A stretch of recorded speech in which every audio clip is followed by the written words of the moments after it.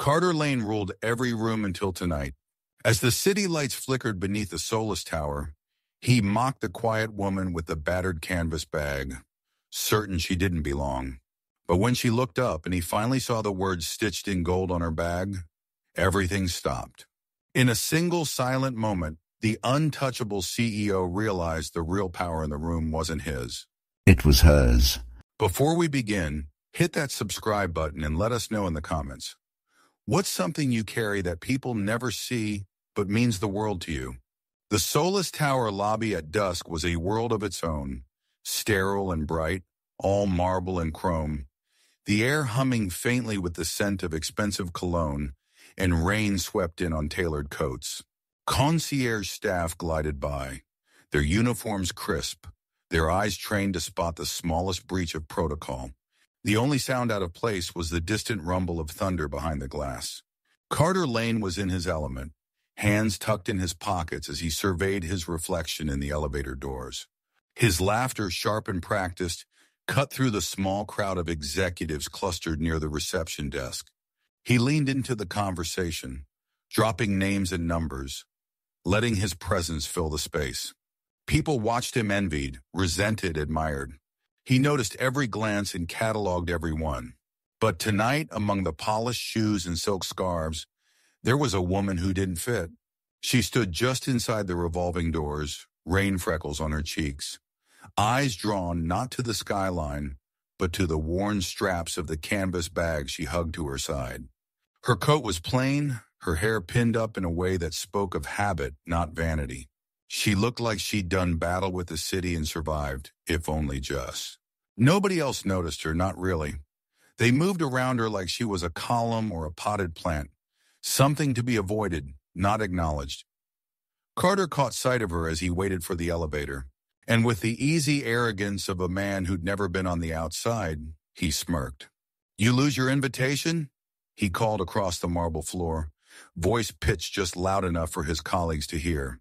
A few snickered, the safe kind of laughter that travels in packs. "This isn't the bus stop." The woman blinked, her gaze steady but tired. She looked at Carter for a long moment, long enough for him to feel it, the quiet appraisal, the weighing and measuring. Then she looked away, tightening her hold on the bag. A security guard glanced over, then looked back to his clipboard. No one intervened. No one ever did. Carter's friends egged him on, a chorus of quiet jibes and raised eyebrows. He relished it, the ease, the power. He was used to being the story, not a footnote in someone else's. But something about the woman's silence pressed at him, a pinprick in the fabric of his certainty. The elevator chimed, and as doors slid open, Carter's group swept forward. He expected her to shrink back, to disappear into the tiles or slip outside to wait for a less crowded moment. Instead, she stepped in after them, the only sound her shoes squeaking softly on the floor. Inside the elevator, the air was thick with aftershave and anticipation. Someone made a joke about storm warnings. Someone else checked their phone. Carter caught the woman's reflection in the mirrored wall, her eyes fixed not on the display but on the patch sewn to her bag. The thread was gold, the letters neat, but he couldn't make out the word. He wondered briefly what it would be like to vanish in a crowd, to let the world turn without having to hold it together. But the thought passed as quickly as it came. The elevator climbed, each floor a soft chime. Carter glanced at the woman again, searching for something, an explanation, an apology, a sign that she knew her place. She met his eyes just once, and in that glance he saw not fear but a kind of practiced patience, the look of someone who'd spent their life waiting for the joke to pass. He turned away uncomfortable. The doors slid open onto the top floor, the penthouse suite aglow with warm light, laughter, and the promise of cocktails. Carter stepped out first, his stride confident, but he could feel the woman just behind him, her presence a quiet rebuke. The moment passed, or seemed to, until Carter heard one of his friends snort. "Check out the bag, man," the friend whispered. Carter looked, really looked. The gold patch gleamed in the overhead light, the word finally clear. "Founder." His breath caught. The laughter in the air thinned, replaced by something heavier, something that made the marble and glass feel suddenly cold. He turned to face her, but she was already moving past him, her steps slow but sure, her eyes fixed on the room ahead. The elevator doors glided open, spilling Carter Lane and his entourage into the heart of the Solis Tower penthouse. The air up here was softer, filtered through frosted glass and the scent of lilies arranged in crystal vases. Waitstaff in black moved like shadows across the carpet, their voices hushed, their smiles practiced. The city below was a blur of lights and movement, but up here everything felt suspended, untouchable, curated, perfect. Carter strode in, the soles of his shoes barely making a sound on the thick rug. He was the nucleus around which the room orbited, every laugh a little louder when he approached, every conversation a touch more eager. His friends, partners, rivals, old classmates clustered near the bar, trading stories about mergers and vacation homes, each one trying a little too hard to sound offhand. Across the room, that same woman from the lobby lingered at the edge of the gathering. Her presence seemed to bend the energy around her, not with force, but with a quiet gravity. She wasn't mingling, she was observing, her hands folded around a coffee cup, her canvas bag worn, patched, honest resting at her feet.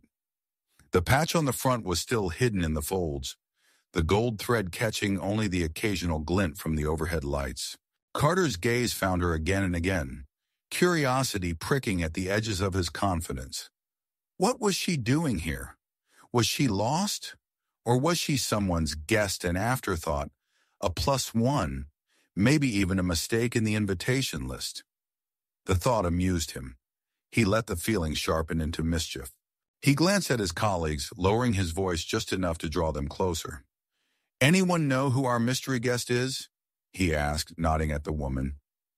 His friend Tyler followed his gaze, then shrugged. "Probably PR, or she's with catering. Doesn't look like she has the budget for this crowd." The line got a few laughs. Nothing cruel, just the easy, careless kind that happens when people forget they're being overheard. Carter smiled, pleased with the reaction. He couldn't help himself. The urge to perform, to be seen, was a habit as old as his ambition. He drifted toward the buffet, pausing just behind her. The room hummed with conversation, but in the circle around them, voices softened. Carter reached for a glass of wine, his movements deliberate, his tone light. "Long day?" he said, as if making small talk. She glanced at him, her face unreadable. "Just a long week," she replied quietly. Her voice was calm, unhurried. He waited for her to offer a name, a title, a reason for being here. She didn't. He took another sip, letting the silence stretch. "If you're looking for the exit, it's back by the elevators," he said, grinning at his own wit. A few people close by stifled smiles.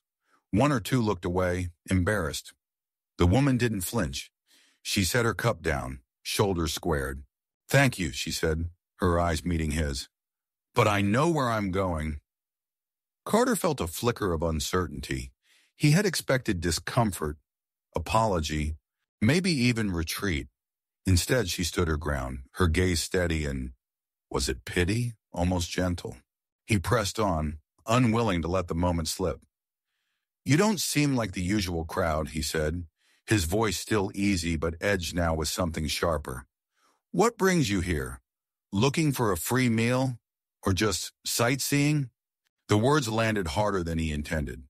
For a split second, the room seemed to contract, the conversations dimming, attention drifting, just in case something interesting was about to happen. The woman's eyes flickered to the patch on her bag, then back to Carter. She had a way of holding herself that made the space around her feel less like a stage and more like a sanctuary, a refusal to be embarrassed, a practiced patience. She didn't answer his question. Instead, she reached down, adjusted the bag so the patch faced outward, and took a long, slow breath. The gold stitching caught the light. Found her. A hush settled over the nearest group. Carter's smile faltered. He tried to recover, but the words got stuck behind his teeth. Someone else, an older woman in a navy suit, stepped forward, recognition dawning on her face. "Is that?" she began, her voice trailing off. The woman nodded, a barely perceptible tilt of her chin. The story shifted in an instant. Carter's friends exchanged glances. Tyler cleared his throat, looking suddenly fascinated by the pattern on the carpet. Carter felt the heat rising to his ears, a flush he couldn't hide. For years, he'd been the one with the last word, the final laugh, the power to decide who belonged. Now, with a single patch of gold thread, that power evaporated. He realized with a sinking certainty that he had become the story everyone would retell, not as the hero, but as the lesson. The woman didn't gloat. She simply gathered her things, thanked the staff, and moved toward the balcony, her steps measured, unhurried. The party seemed to part for her, the air shimmering in her wake. Carter watched her go, his heart pounding. He tried to recall what he'd actually said, how it would sound tomorrow in the retelling. He wanted to explain, to chase after her, and say that it had just been a joke, that he hadn't meant anything by it. But he stayed where he was, rooted to the spot. The laughter in the room now turned brittle and thin. Someone at his elbow whispered, "That's her, the one whose company just bought out 2 of Lane-Tech's suppliers. She's the reason your stock dropped last quarter." Carter closed his eyes, the room spinning. He felt exposed, more exposed than he'd ever been, even in failure. For the first time, he understood what it meant to be truly seen, and to wish, just for a moment, for invisibility. Outside, rain started against the glass again, soft and persistent, as if the world itself was washing the night clean. The penthouse, once brimming with laughter and the low hum of deals in progress, now felt heavy like a ballroom after the music stops, when the only thing left is the echo. Carter Lane stood by the window, watching the city pulse far below, but all he could hear was the silence that had followed his words, and the gold founder patch that had burned itself into his mind. The rain, steady now, cast watery shadows on the glass. He caught his reflection, pale, uncertain, a man unaccustomed to feeling exposed. His friends had faded into clusters at the far end of the room, suddenly busy with their phones or with each other, as if proximity to Carter might be catching. Behind the bar, the staff whispered, eyes flicking up and then away. He tried to focus on the view. This was what it meant to win, to look down at the city, to know you'd made it. But tonight the city looked cold, unwelcoming, as if it belonged to someone else. A voice, quiet but certain, drifted from behind him. It was Tyler. "You all right?" His tone was different now, uncertain, even wary. Carter shrugged, feigning indifference. "Fine. Just a misunderstanding." But he wasn't fine. His mind replayed the moment the laughter died, the ripple as people realized who she was. He'd seen it in their faces, surprise, discomfort, and then something worse, pity. He turned abruptly and walked back through the crowd, searching for her. The woman with the rain-soaked coat and the impossible calm was standing near the balcony doors, speaking in low tones to an older woman in a navy suit, someone Carter vaguely recognized from the last round of acquisitions. He hovered at the edge of their conversation, unsure of how to enter, how to apologize, how to explain. It was the first time in years that words failed him. She noticed him finally, her gaze flicking over his face, then returning to her companion. She didn't dismiss him, didn't acknowledge him either. She simply existed, her own gravity, her own truth. He waited, hoping for a chance. But the conversation ended and she stepped out onto the balcony, the glass door swinging shut behind her with a soft click. The city's rain felt different up here. Cool, clean, a balm against the warmth of the room. She breathed it in, letting the sting of humiliation and old memories drift away with every drop. She remembered other rooms, other men, the way power could be wielded like a weapon or offered like a hand. Tonight she'd chosen not to shrink. She placed her bag on the railing, fingers tracing the gold-stitched word founder. It was a badge she'd earned, and one she wore for herself, not for them. Her phone buzzed in her pocket, a message from her assistant. A reminder of the world outside this glass box. She didn't answer. Instead, she closed her eyes and listened to the rain, letting its steady rhythm remind her that no room, no man, no careless laugh could define her. She opened her eyes as Carter approached, his reflection wavering in the rain-streaked glass. He hesitated, then stepped onto the balcony, the door hissing closed behind him. She didn't turn to face him, but he could see the set of her shoulders, relaxed, unafraid. He cleared his throat, the words unfamiliar on his tongue. "I owe you an apology," he said, voice low. She waited, letting the space fill with rain and silence. He tried again. "I was out of line. I didn't know." She turned then, her eyes steady, her face unreadable. "You didn't want to know." The words landed gently, not as accusation but as fact. He opened his mouth, then closed it. The city buzzed below, indifferent to his discomfort. "I'm not asking for forgiveness," he said finally, "but I want to understand. Why?" He faltered. "Why the bag? Why here? Why now?" She considered him for a long moment. "Because this is my world too," she said. "I built something. I belong here, whether you see it or not." He nodded, shame and admiration mingling in his chest. "I see it now." They stood in silence, the city lights flickering below, the rain blurring the lines between them. Inside, the party shifted. Conversations picked up again, but the tone was different. People talked in lower voices, glancing occasionally at the balcony. Tyler made excuses and left early. Julia, Carter's assistant, hovered anxiously, her phone buzzing with messages from PR. Someone snapped a photo of the woman's bag.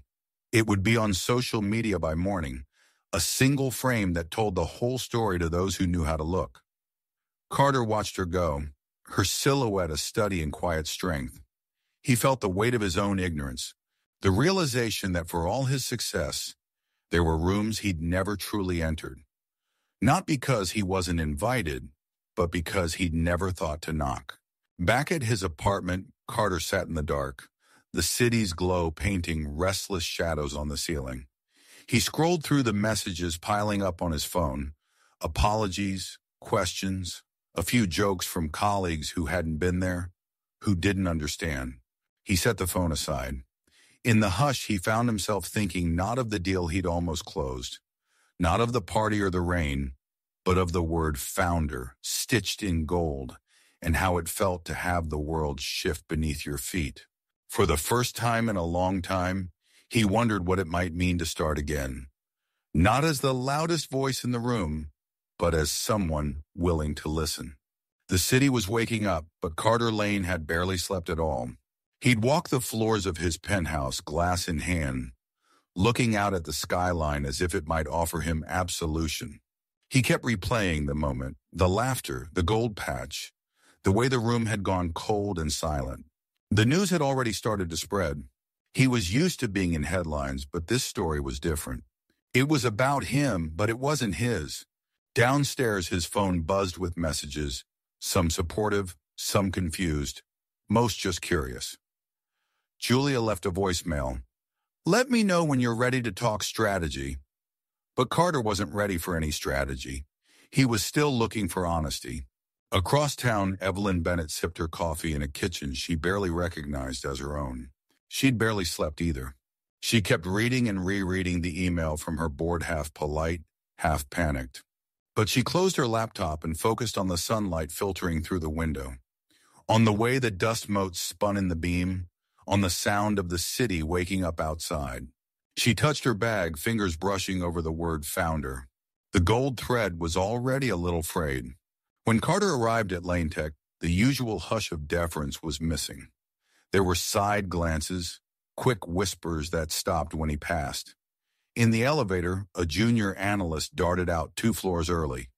Carter stared at his own reflection in the brushed steel doors, seeing lines he hadn't noticed before.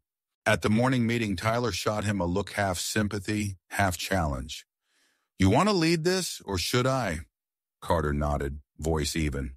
"I've got it." But as he spoke, he could feel the energy in the room was different. He was famous for his confidence, his ability to turn a phrase and win a room. Today, every word felt heavy. He stumbled once, then twice, losing his place in a slide deck he'd built himself. No one said anything, but he heard it in the silence. The question everyone wanted to ask but wouldn't. Did you really not know who she was? Meanwhile, Evelyn moved through her office like a ghost. She answered emails, smiled at her team, signed off on decisions, but inside she was somewhere else. The lobby, the laugh, the moment she decided not to shrink. Her assistant paused at her door. "Everything okay, Ms. Bennett? The press wants a statement." Evelyn shook her head. "Not today." She leaned back, closing her eyes, remembering the way Carter's smile had faltered, the way she'd chosen to stand her ground. She remembered how, for the first time, it hadn't felt like posturing. It had just felt true. That night, Carter sat alone at his kitchen table, the city's lights flickering outside. He scrolled through social media. The story was everywhere. Memes, think pieces, even a blurry photo of the gold patch. The comments stung, but not as much as the truth at their core. He picked up his phone, thumb hovering over her name.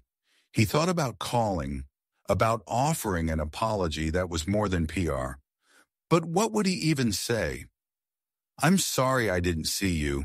I'm sorry I made you small to feel big." He put the phone down and poured himself another glass of water. He tried to remember the last time he'd done something kind without expecting anything back. Evelyn walked through the city at dusk, letting the cold air clear her head. She stopped at a bakery, bought a small pie, and handed it still warm to a man sitting on the curb with a sign that read, "Just hungry." He smiled, eyes bright with gratitude. She didn't give her name. She just nodded and walked on, feeling the world shift inside her, just a little. She thought about Carter, about all the rooms she'd entered where she was never enough or always too much. She thought about the power of being seen and the cost of being invisible. She promised herself she would never again apologize for taking up space. At Lane Tech, Julia found Carter in his office, staring out at the city. "You know you could spin this," she said. "You could donate to her foundation, give an interview, make it about second chances." Carter shook his head. "I don't want to spin it. I want to understand it." He paused. "Do you think she'll talk to me?" Julia considered. "Maybe, but only if you're ready to listen, not just explain." He nodded, finally understanding what it meant to be seen and to truly see. Days later, Carter walked into a quiet cafe, ordered 2 coffees, and waited. When Evelyn arrived, she didn't look surprised to see him. She sat across from him, her bag by her side, the gold patch catching the morning light. He started to speak, but she held up her hand. "Just listen," she said. And for the first time, Carter Lane did. The rain had finally let up, leaving the city washed and shining. Puddles pooled in curves along the sidewalk, and the sky stretched pale and forgiving above the towers. Evelyn Bennett stood in her small apartment, hands cradling a chipped mug, staring out at the world she'd spent a lifetime learning how to navigate. The events of the night before replayed in her mind, not as a single, sharp memory, but as a sequence of moments, each one colored by a different emotion. Shame, pride, defiance, exhaustion, and something like hope. She set the mug down, the sound small in the hush of the room. The city outside was waking up, horns in the distance, the low hum of buses, a neighbor's laughter muffled by walls. Evelyn let herself breathe it in. For the first time in a long time, she felt unburdened by expectation. She unzipped her old canvas bag and pulled out her notebook. The gold-threaded patch on the front founder caught the window light. She ran her fingers over it, remembering the first time she'd sewn it on, hands trembling, convinced the word would never quite fit.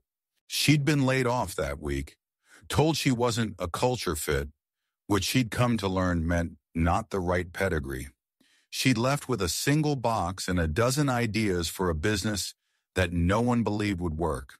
Her grandmother had hugged her tight, pressed a handful of battered coins into her palm and said, "Make something from nothing. It's what we do." Evelyn had. She'd built a company in borrowed spaces, her first office a windowless room above a laundromat. She'd hired women like herself, smart, overlooked, hungry to prove something not to the world, but to themselves. Every meeting, every investor pitch, every late night spent poring over spreadsheets had been a way to stitch her own name into something permanent. But last night, standing in that room with Carter Lane's laughter echoing in her ears, she'd felt all those years condensed into a single, blinding instant. She had been the outsider again, the woman with the wrong shoes and the wrong story, waiting for someone to tell her she didn't belong. And then she'd remembered her grandmother's words. She'd remembered the patch. Her phone buzzed on the counter. Messages from her team. So proud of you. Saw what happened. Thank you for holding your ground. You inspire me. She read them all, replied to each one with care. Not platitudes, but real gratitude. Her people had always been her anchor. They'd built something together, brick by brick, mistake by mistake. She thought of Marie, her operations lead, who'd once shown up to work with a black eye and a fake smile, and how Evelyn had given her a week off, no questions asked.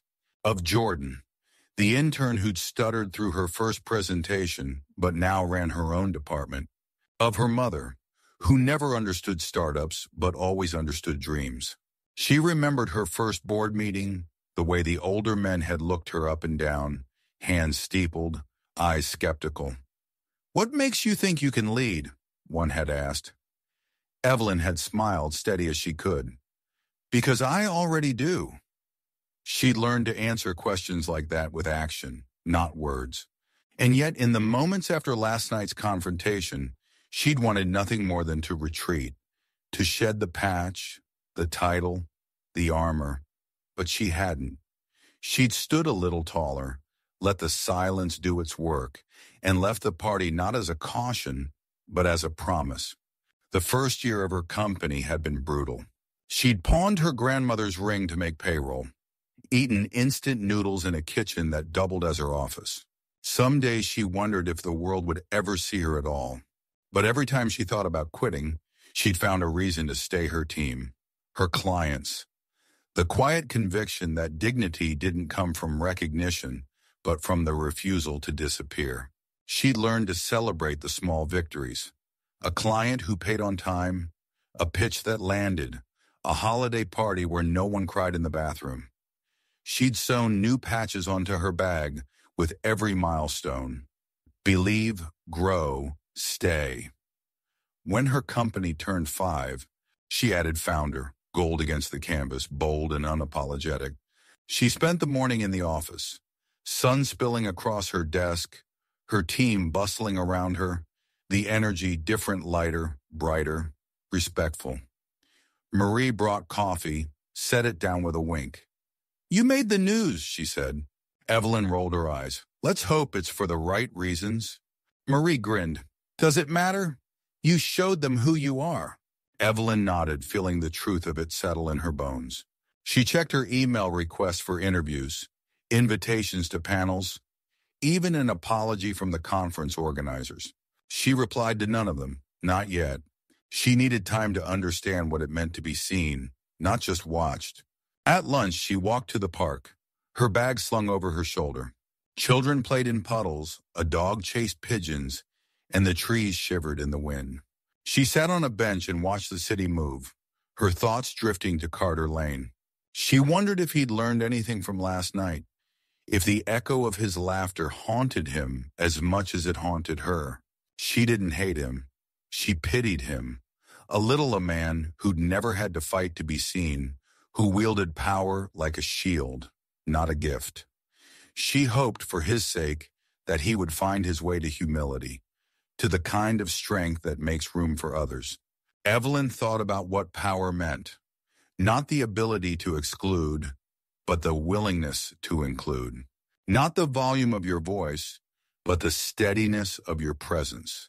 She touched the patch on her bag and felt its weight, a reminder that belonging is not something given, but claimed. Before she returned to the office, Evelyn took a sheet of gold thread and a scrap of canvas from her bag. She stitched a new word beneath founder. Enough. She smiled, imagining her grandmother's approval. She promised herself that from this day forward, she would never shrink, not for a room, not for a title, not for a man. And with the city waking around her, Evelyn stood and walked back into the world she had built, ready for whatever came next. The morning after the news broke, the world was sharper. Headlines scrolled across phones and grocery lines, her name now a punchline and a headline. In Maplewood, Michael's phone buzzed with messages from old friends, from customers, even from people he hadn't spoken to in years. Is it true? Did you know? What are you going to do now? He didn't answer any of them. Emily watched him from the kitchen table, her small hands wrapped around a mug of cocoa, her eyes tracking every shift in his shoulders. She was old enough to sense a storm, even if she didn't understand the forecast. The town was different, too. At Turner Markets, people looked up when he walked in, then looked away just as quickly, their smiles a little too wide, their conversations a little too quiet. A neighbor passed him in the soup aisle and squeezed his arm. "You're a good man, Mike. Don't let them spin you otherwise." Michael nodded, grateful and awkward, and kept moving. He tried to lose himself in routine checks at the garage, lunch packed for Emily, bills sorted at the kitchen table. But every quiet moment was filled with the sound of Elise's voice, the memory of her laughter, the echo of her not telling him who she was. It was Emily who opened the door when Elise finally came. She stood on the porch, hair pulled back, no makeup, her coat buttoned against the wind. She looked smaller than Michael remembered, and more real. "Hi, Em," she said softly. Emily held the door and called, "Dad, she's here." Michael appeared, his face unreadable, hands shoved deep in his pockets. Elise didn't try for small talk. "Can we talk?" He nodded, silent, and led her to the porch. Emily lingered at the door before slipping away, leaving them alone except for the breeze and the distant sound of a dog barking down the street. They sat, a careful space between them. Elise took a breath. "I'm sorry I didn't tell you. I wanted to. She shook her head. "I kept thinking if I told you, you'd look at me differently. I was afraid of losing the one place I felt real." Michael didn't answer immediately. He watched the sky, gray and restless. "You did change things," he said finally. "Not because of who you are, because you kept it from me." Elise nodded, her throat tight. "I know. I should have trusted you. I would have chosen you anyway," he said, his voice soft. "But I wish I'd been given the choice." The words hung between them, heavy and honest. A car rolled by, the moment stretching. "I came here to disappear," Elise whispered, "but you made me want to be found." Michael's jaw tightened, but he nodded. "You're not the only one who was hiding." They sat in silence, the air thick with everything that had been unsaid. Eventually, Michael looked at her. Really looked, the woman, not the name. "Do you want to come inside?" he asked. She nodded, tears bright in her eyes. The days that followed weren't easy. Trust, once cracked, didn't mend overnight. Michael was quieter, slower to laugh, but he didn't close the door. Elise, for her part, showed up not with headlines or grand gestures, but with small, quiet things. Dinner left on the porch, a note tucked into Emily's lunchbox, a smile that said, "I'm here. I'll wait." They talked sometimes in words, sometimes in long, companionable silences. Michael told her about the nights he lay awake worrying about rent, the mornings he watched Emily sleep and prayed he wouldn't let her down. Elise told him about boardrooms and loneliness, about the price of being seen and the cost of being invisible. Emily bridged the gap, her laughter a gentle glue. She drew pictures of the three of them, sometimes with wings, sometimes just holding hands beneath a sky full of stars. She placed them on the fridge, as if to remind the adults that some things are simple, even when they feel impossibly hard. Maplewood watched too. There were whispers about the heiress and the mechanic, about the way the world could turn upside down in a week. Some people judged, some rooted for them. Most just watched, curious to see what happened when two people from different worlds tried to build a new one together. At Turner Markets, the sign changed quietly one morning.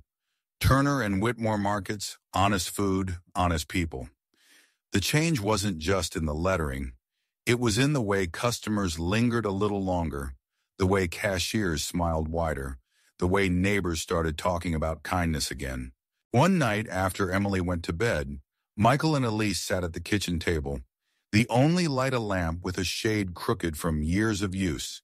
"I don't know if I can go back," Michael admitted, voice low, "to pretending everything's fine, to the way things were before." Elise reached across the table, her fingers gentle on his. "I don't want you to.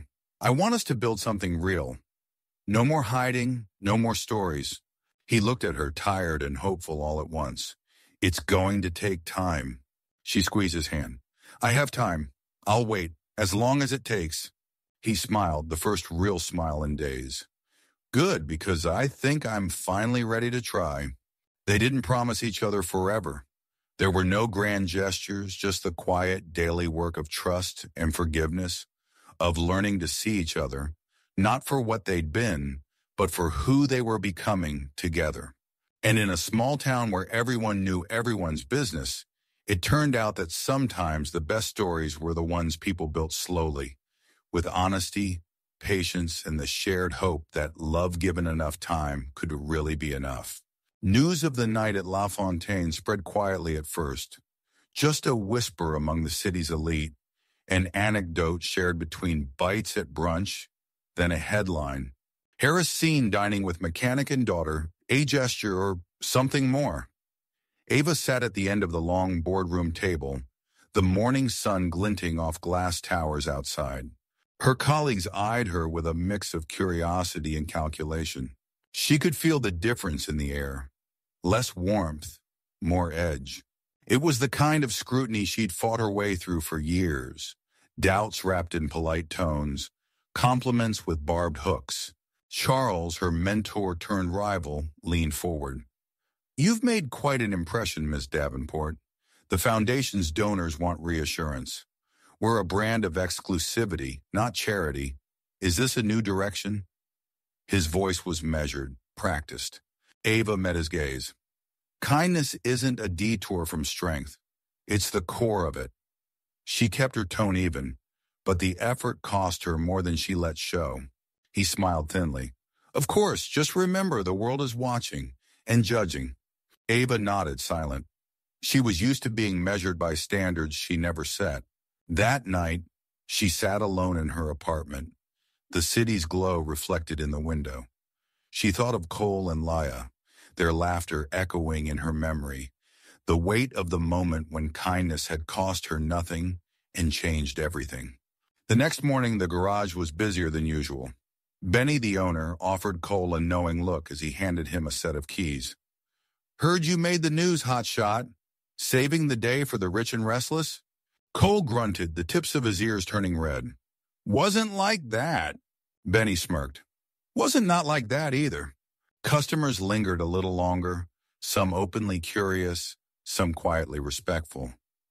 Old Mrs. Diaz from 2 blocks over dropped off cookies for Laya and for whoever made her smile.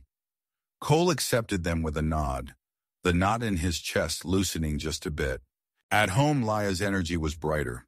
She twirled in her lavender dress, telling her friends at school about the princess dinner and the nice lady with the shiny dress.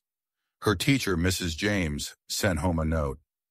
"Laya seems happier than I've ever seen her. Whatever you're doing, keep at it." But for Cole, the afterglow was mixed. He felt exposed, like the world was peering through his windows. He worried about what people thought about pride, about being the charity case. Yet he couldn't deny the change, a new ease in Laya's laughter, a softness in his own posture, like a burden had shifted. At school, Laya brought in a drawing, a fancy restaurant, a smiling woman, and a little girl in a crown. She explained the story to her class, her cheeks pink with excitement, her voice strong. Some kids asked if the lady was famous. Others just wanted to know what the cake tasted like. Mrs. James nodded as Leah finished. Sometimes the best nights come from the kindness of strangers, and sometimes those strangers become friends. The principal, hearing the story from Leah and Mrs. James, wrote a quick note to Cole. You're raising her right. We're proud to have you both at our school. Back in the neighborhood, people began to notice Cole differently. He was still the same mechanic, still working overtime, but now he was the dad from the story, the man who tried, who loved his daughter so fiercely, who was seen. Ava's mother called, her voice clipped and worried. Ava, you're in the papers. Are you sure you know what you're doing? This man, he's not our world. Ava listened, then replied softly, maybe that's why he matters. Emails flooded in from friends and acquaintances, some supportive, some scandalized. Was it for show? Is he after your money? Are you protecting your reputation or risking it? Ava didn't answer most. She spent her evenings rereading the thank you note Leah had written, folding and unfolding it until the creases became soft. Her closest friend Mia sent a text. You looked happy. Don't let them take that from you. Late one night, Cole stayed late at the shop, fixing a neighbor's car who couldn't pay until next week. He thought about Ava, about how she'd seen him, not as a project, but as a person. He thought about pride, dignity, and the strange new hope he felt. As he finished tightening the last bolt, Benny called from the office. You coming to the cookout this weekend? Bring Leah, and maybe that lady if she's brave enough for my grilling. Cole smiled genuinely. Maybe I will. He walked home through streets that felt a little less heavy, the city lights softer, the night air carrying the echo of laughter from the restaurant, the memory of kindness that didn't feel like charity anymore. In her penthouse, Ava watched the rain streak down the glass, thinking of the garage's warm light, the way Cole had looked at her, not with envy or expectation, but with honest gratitude. In his apartment, Cole tucked Leah into bed, her new drawing pinned above her pillow. He thought of Ava's card in his wallet, the one he hadn't called yet, and wondered if maybe, just maybe, the world wasn't built to keep people like them apart. That night, as the city whispered and the neighborhood slept, two hearts in two very different worlds beat a little closer, each one braver for having been seen. The days after Ava's dinner with Cole and Leah unfolded quietly, but the air around both families felt charged, as if something had shifted beneath the surface. The story of what happened at La Fontaine had already begun to ripple out first as a whispered anecdote among waitstaff, then as a post on a neighborhood blog, and soon, thanks to a photo snapped by a discreet diner, as a viral moment on social media. Cole tried to ignore it. He'd never had patience for gossip, especially when it centered around him. Still at the garage, customers lingered a little longer, their eyes darting to his face, searching for traces of the story. Benny, his boss, just grunted. World's small, Cole. Don't let it get to you. But Cole could feel the weight of being seen, the uncomfortable attention that came as both blessing and burden. At school, Leah became a minor celebrity. Her teacher called her the bravest girl in class, and kids asked about the fancy lady and the chocolate cake. Leah basked in it, her confidence growing, but Cole watched from the sidelines, hoping the glare of attention wouldn't turn into something sharper. Across town, Ava faced her own reckoning. The boardroom at Davenport Holdings was colder than usual. Her colleagues, once deferential now, eyed her with a mixture of curiosity and calculation. Charles, her mentor turned skeptic, pulled her aside after a meeting. You're making waves, Ava. Some people think it's inspiring. Some think it's reckless. Ava met his gaze unflinching. Maybe it's both. She'd grown tired of choosing between kindness and strength. Now she wanted both. On Saturday afternoon, the Maplewood Community Center hosted its annual food drive, a tradition as old as the town itself. This year, thanks to Ava's foundation, the donations arrived in record numbers. Cole and Leah were there, stacking boxes, Leah's laughter echoing in the gym. Ava arrived quietly, dressed down, sleeves rolled, hair pulled back. She could have sent an assistant, could have written a check and stayed home, but she wanted to see the work through. She wanted to show up. When she walked in, the room stilled for a moment. Some people recognized her from the dinner, some from the news, but most saw just another volunteer, hands deep in cartons of canned goods. Cole saw her too across the room, his heart thumping a little too fast. He hadn't called, hadn't reached out. The distance between them was full of questions neither knew how to ask. They met near the exit just as Laya ran up with a crayon sign. "Thank you for helping." Ava knelt to Laya's level and smiled, her eyes shining. "You're the real helper, Laya." Cole lingered, uncertain, but Laya nudged him forward. "Dad, she's here. You should talk." Ava stood, dusting her hands on her jeans. For a moment, the noise of the room faded. "It's good to see you," she said quietly. Cole nodded, searching her face for a sign of what he didn't know. Forgiveness? Friendship? Something more? "I've been meaning to call," he admitted. "Didn't know what to say." "You don't have to say anything," Ava replied, her voice soft. "I just wanted to help."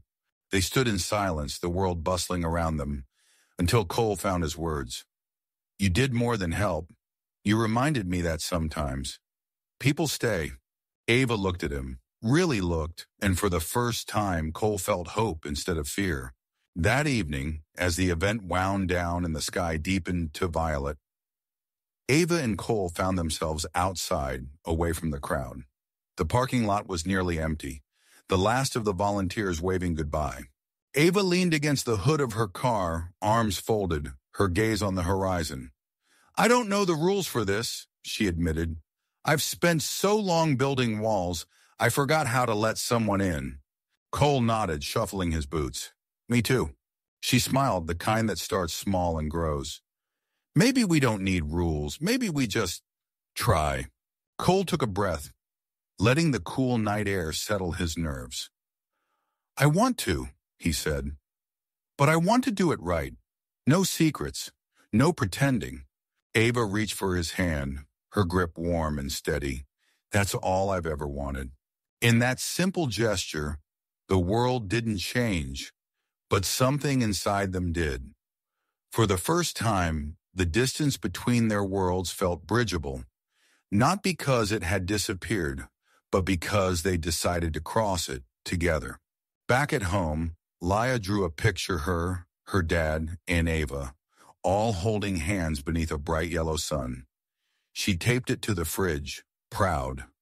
Cole stood in the kitchen, staring at the drawing, feeling the weight of gratitude and possibility. For the first time in years, the future felt open. Ava walked home that night beneath a sky full of stars, her heart lighter than it had been in a long time. She wasn't sure what would come next, but she knew she'd show up for it, however messy, however real. And somewhere in the city, the story of the night at La Fontaine was already fading into legend, not as a tale of charity or scandal, but as the night two lives, once worlds apart, finally found the courage to meet in the middle.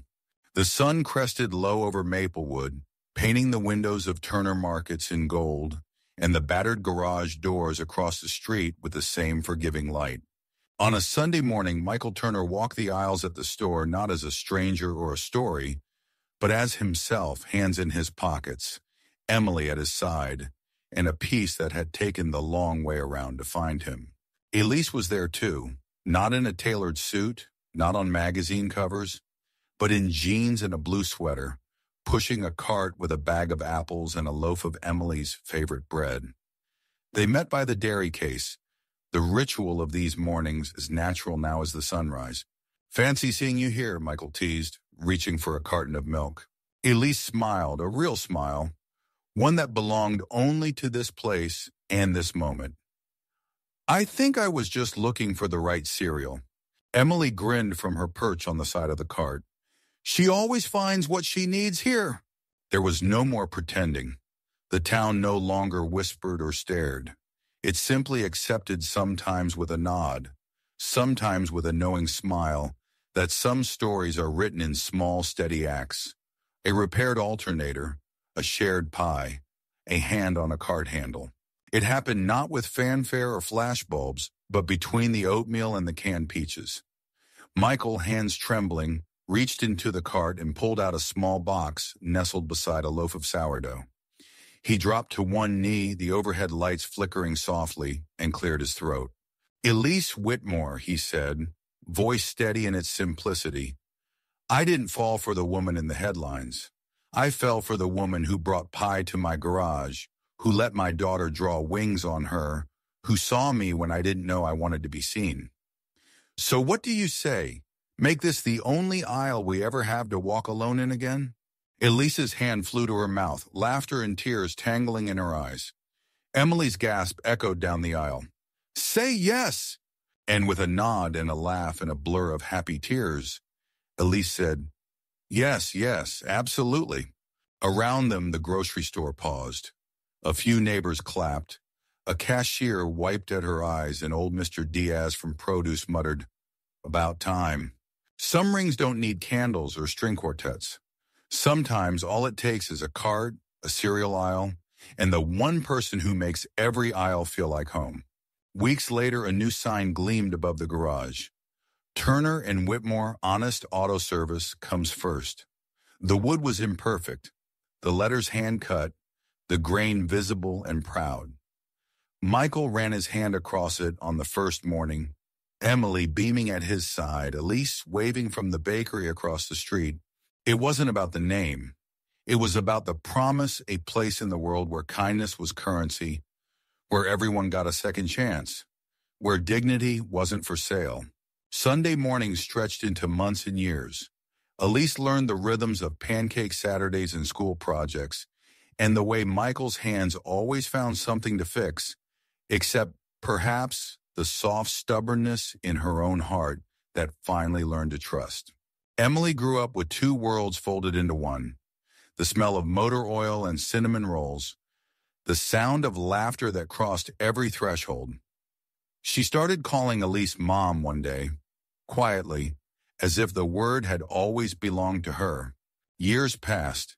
On a quiet evening, Emily, now grown, sat on the porch swing of the farmhouse just outside town.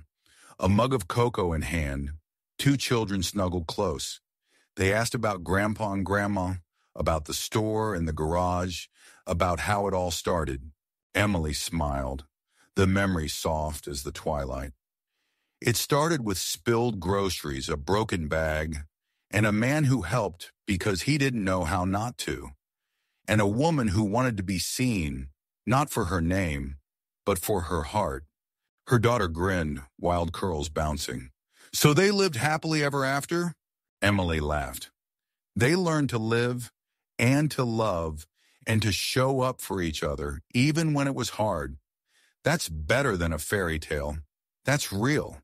And as the sun dipped low, the porch glowed with a kind of light that doesn't need to be noticed to be true. The porch swing creaked softly as dusk settled over Maplewood, the air golden and calm. Emily Turner, now grown, her hair streaked with the same wild curls she'd once worn as a girl, sat wrapped in an old quilt, a mug of cocoa warming her hands. Two children, barefoot and bright-eyed, dangled their legs from the porch steps, watching fireflies blink in the tall grass.